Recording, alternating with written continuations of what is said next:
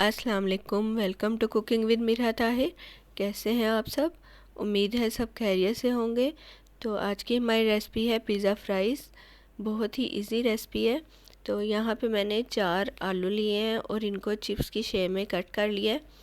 2 slice यहाँ पे मैंने चेडर चीज़ के लिए हैं। हाफ़ टी स्पून कुटी लाल मिर्च ली है। इसको हम बाद में जब हमारा रेडी हो जाएगा पिज़्ज़ा फ्राइज़ तो उसके ऊपर स्प्रिंकल करेंगे। और आधा हाफ़ कप जो मैंने लिया है टमाटर लिए हैं, इनको चॉप कर लिया है। और हाफ़ कप भी मैंने शिमला मिर्च ली है, इनको भी मैंने चॉप कर लिया है। और प्याज को भी मैंने एक प्याज लिया है और उसको भी मैंने चॉप कर लिया है। और मोज़रेला चीज़ लिया है मैंने 1 कप, इसको मैंने क्रश कर लिया है।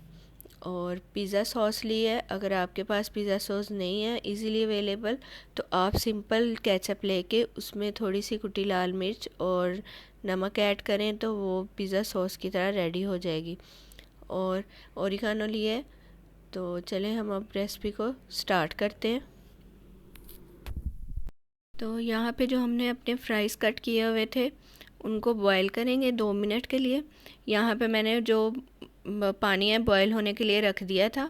तो सारे जो फ्राइज़ हैं हम इसमें डाल देंगे और इसको 2 मिनट के लिए बस बॉईल करेंगे, इससे ज़्यादा नहीं करेंगे क्योंकि अगर इससे ज़्यादा किया तो ये टूटना शुरू हो जाएंगे। तो हम सिर्फ इसको 2 मिनट के लिए बॉईल करेंगे और इसको निकाल लेंगे।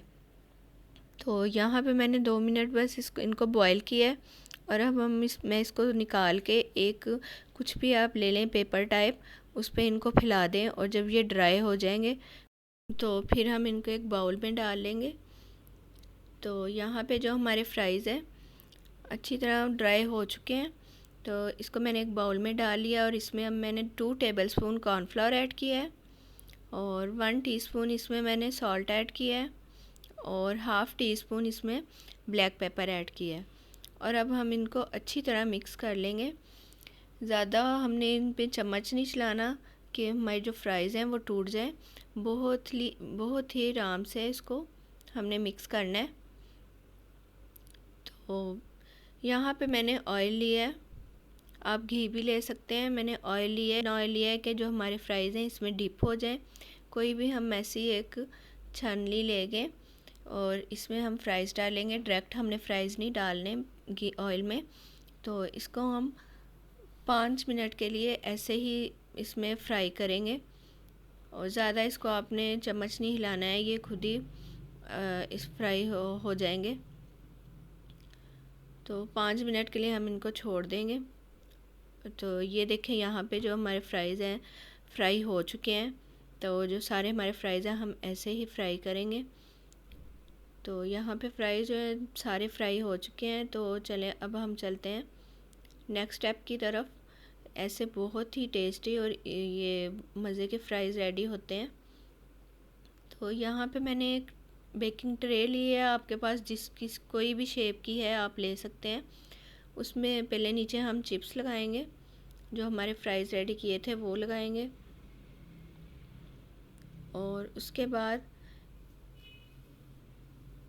शिमला मिर्च इसके ऊपर लगाएंगे, थोड़ी सी प्याज जो हमने चॉप किया था, टमाटर, ये सारी चीज़ें जो हमने चॉप की थी वो थोड़ी थोड़ी सी इसके ऊपर स्टेप वाइज लगा देंगे। उसके बाद हम इस पर पिज़्ज़ा सॉस ऐड करेंगे।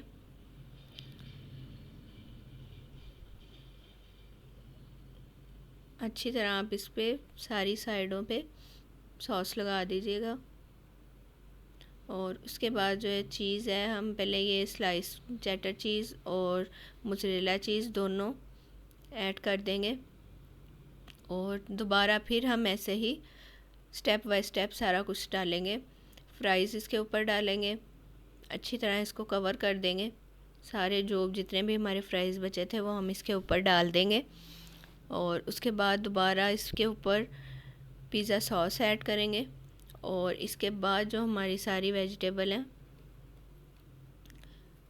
शिमला मिर्च, टमाटोज़ और प्याज, वो सारी इसके ऊपर डाल देंगे। और इसके बाद चीज़ जो हमारा मोज़रेला चीज़ और स्लाइस थे चेडर, वो सारे हम इसके ऊपर डाल देंगे। और ओरिगानो है वो ऊपर स्प्रिंकल करेंगे और कुटी लाल मिर्च। और यहाँ पे मैंने एक बड़ा पतीला लिया था, उसमें मैंने नमक डाल के उसको 10 मिनट पहले गर्म होने के लिए रख दिया था, ताकि इसके अंदर जो है हीट बन जाए, तो पिज़्ज़ा जो है हमारा अच्छी तरह रेडी हो जाए। तो अब इसमें जो हमारी पिज़्ज़ा ट्रे है वो इसमें रख देंगे 5 मिनट के लिए। अगर आपका 5 मिनट में नहीं होता तो आप इसको चेक कर लें, तो आप इसको 2 मिनट और ज़्यादा बेक कर सकते हैं। तो इसको ट्रे को हम अंदर रख के इसको ऊपर से कवर कर देंगे। तो 5 मिनट बाद हम इसको देखेंगे। तो 5 मिनट के बाद अगर रेडी हो जाएगा तो, नहीं तो आप इससे ज़्यादा टाइम भी दे सकते हैं।